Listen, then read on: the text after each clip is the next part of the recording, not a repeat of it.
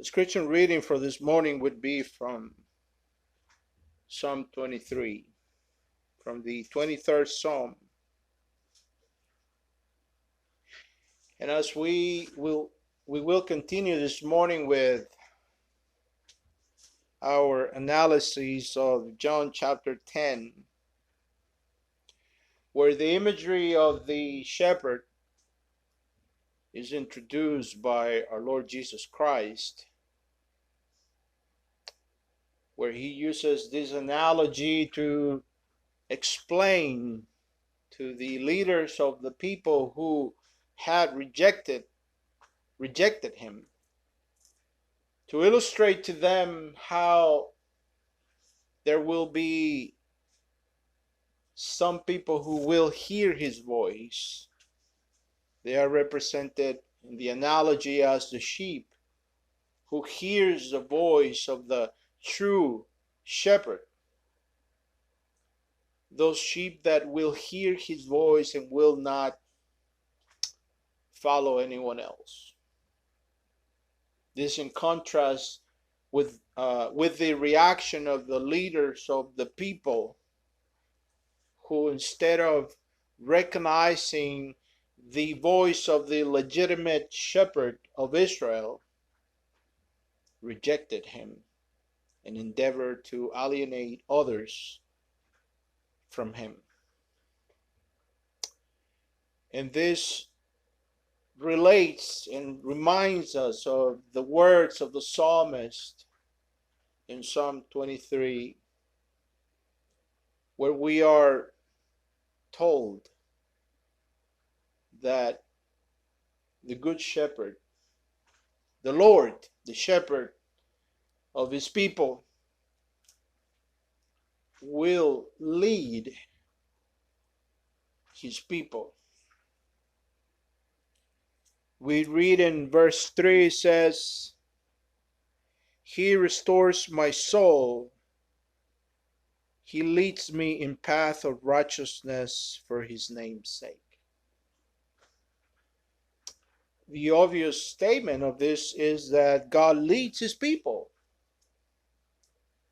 and that he does lead his people in a specific way to a specific end, to righteousness. And that he does it for his sake. And this is very important because God's people are linked to him. And therefore, it follows that everything that God's people do is linked to God. But in here we are given also another very distinctive and important piece of information that has to do with our passage that we will be analyzing this morning in our sermon.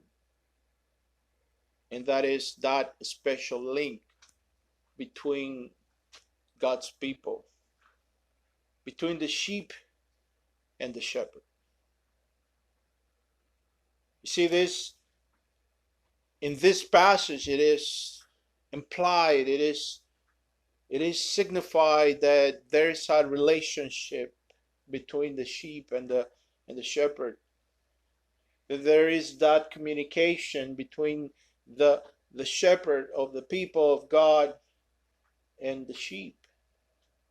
That they follow and he leads and they follow. And that this is embedded in the fact that he does lead his people for his name's sake, which carries all the weight of the divine purpose, which carries all the weight of the divine decree, signifies a willful purpose, the purpose of the supreme being.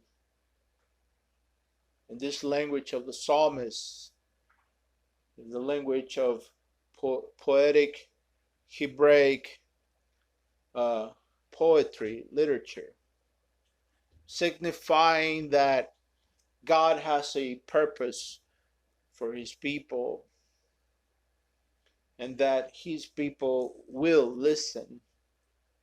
And yet we will see in John that there is those who are identified by means of natural birth and natural descendancy as the people of God. Not all of them hear his voice and listen. So we will endeavor to understand why not all heard the voice of the shepherd of Israel.